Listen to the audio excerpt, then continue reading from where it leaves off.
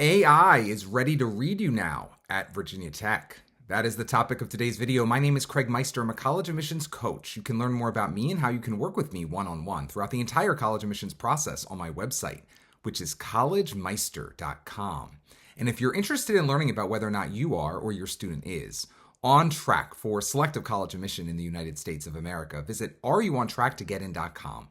Again, that's areyouontracktogetin.com, at which you will complete a free 3-minute assessment.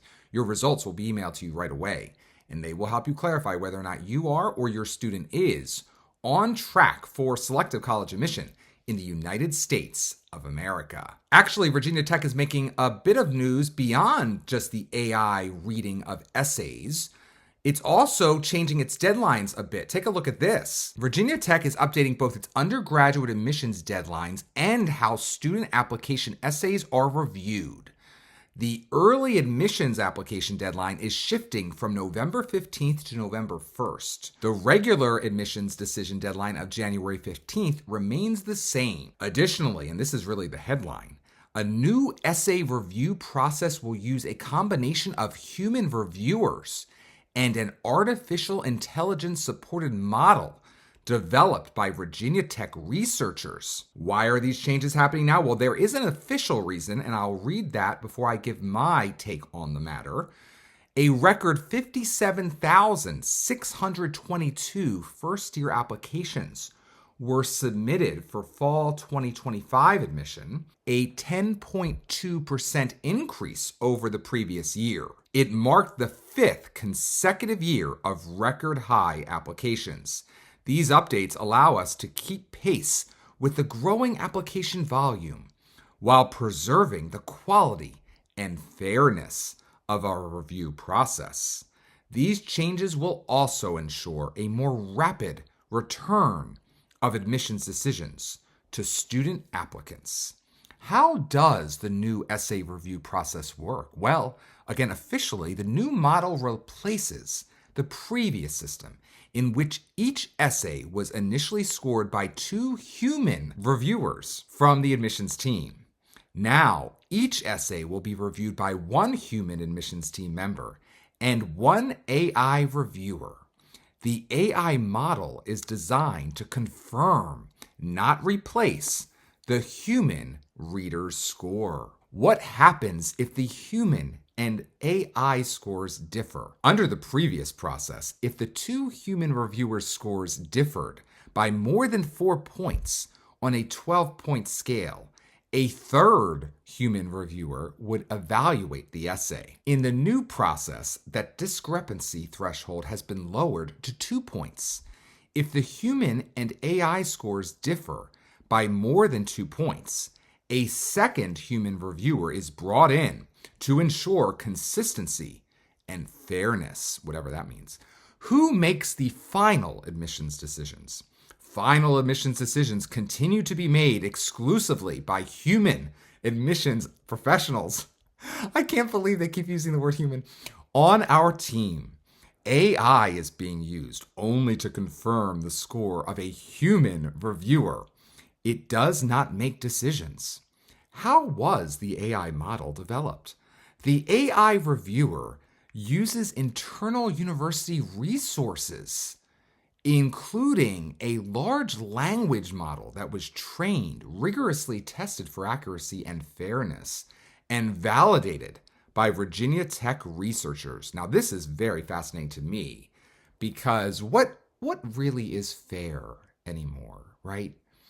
This is fascinating. What was the philosophy of the individuals who trained and rigorously tested the AI reviewer? What was their politics? What was their, value system when they go to bed at night and when they wake up in the morning? Who are these individuals and what do they consider fair? And how does it compare to what you or I consider fair? That is a question I think that should be answered. Who are the Virginia Tech researchers? Well, the research team is being led by Louis Hickman, or maybe Louis Hickman, I don't know what he goes by, but a faculty member in the Department of Psychology. His research background focuses on the intersection of technology and work with an emphasis on applications of machine learning and artificial intelligence.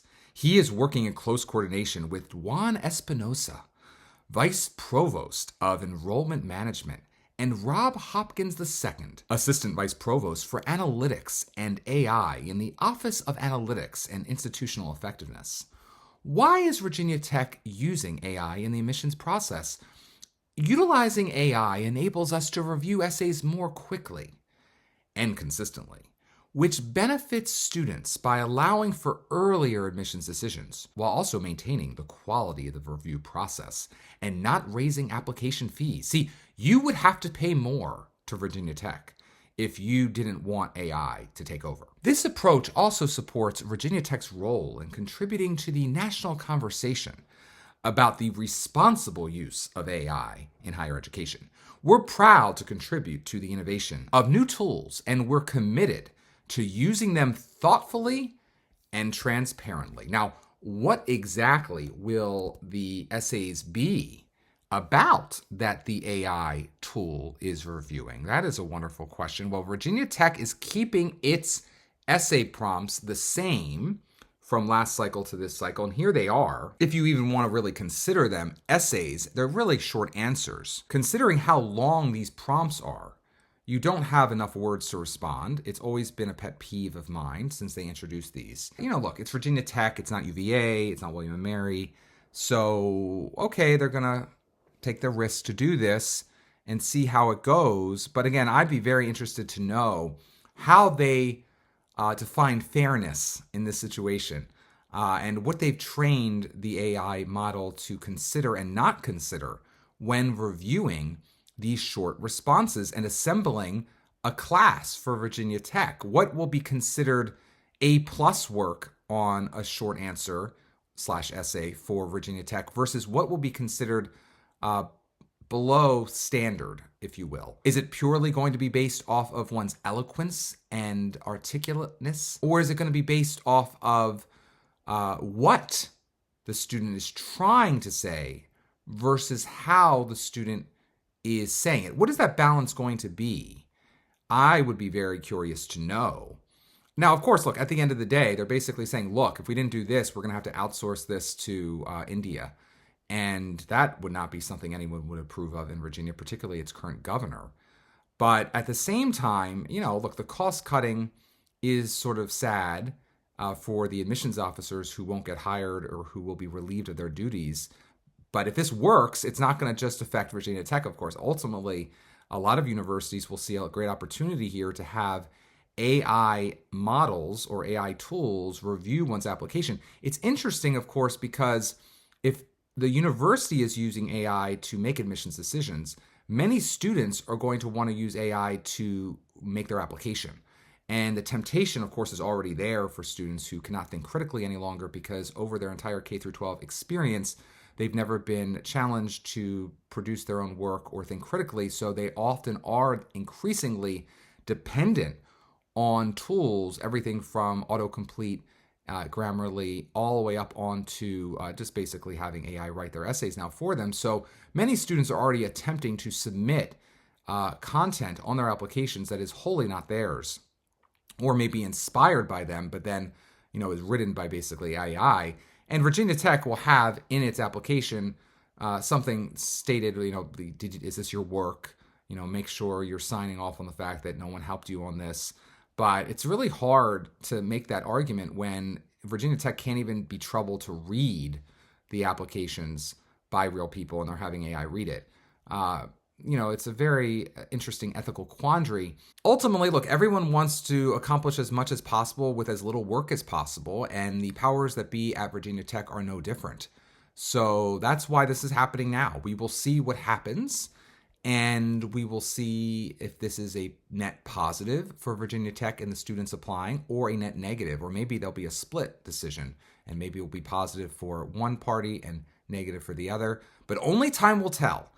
And I'm excited to find out. Are you? Before we go, I want to remind you that I've launched a new course, 17 Silly Mistakes That Even Ivy League Applicants Make, on the Common App. This course gives you the information you need to make sure that your application doesn't fall down on the job where so many applications sadly do. The undeniable fact of the matter is that many strong students who should be strong college applicants are making silly mistakes on the Common App. And guess what? This is even happening to students aiming for Ivy League admission. So if you are serious about earning admission to the Common App colleges on your list, make it a priority to enroll in my course, 17 Silly Mistakes That Even Ivy League Applicants Make on the Common App. You'll be glad you did. And when you've finished your Common App and want to know if it's as strong as possible and whether or not in its current condition your chances of admission are impressive, inconclusive, or inadequate, you need my pre-read.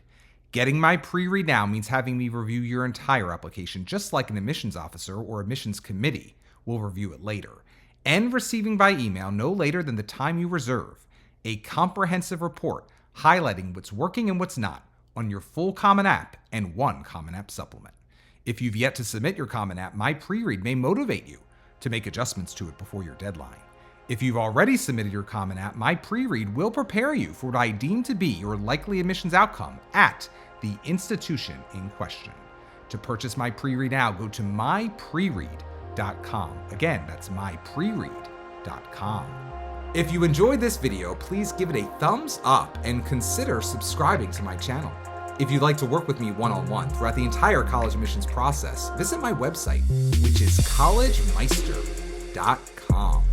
Until next time, stay safe, stay well, and most importantly, stay stress-free throughout the entire college admissions process.